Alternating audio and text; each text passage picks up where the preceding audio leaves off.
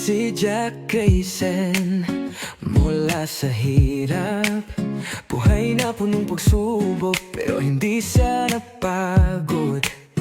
Ngayon nagbabalik, handang magbigay sa bawat Pilipino. Tulong ay tunay, dati wala, pero ngayon ay pinamimigay.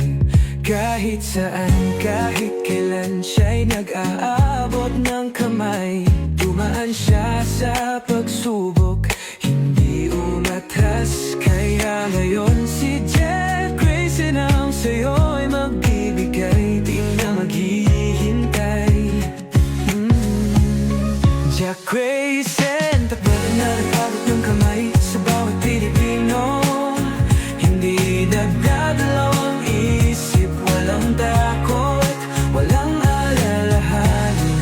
Basta't ikaw ay nangangailangan, si Jack ay narito. Dahil sa hirap na naranasan, siya'y natuto, kaya tutulong siya sa'yo.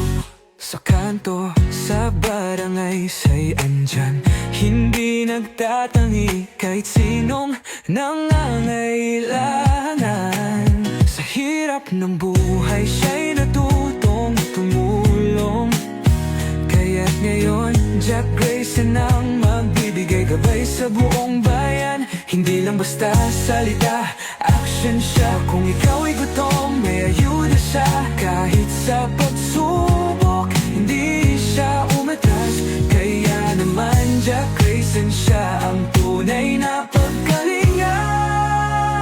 Jack Grayson, dapat na nag-abot ng kamay sa bawat Pilipino.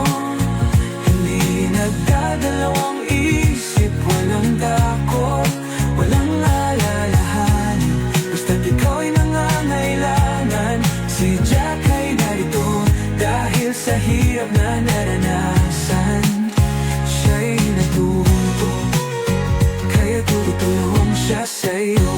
Kahit saan, kahit kailan, siya'y andyan, handang magbigay, hindi tayo iiwan.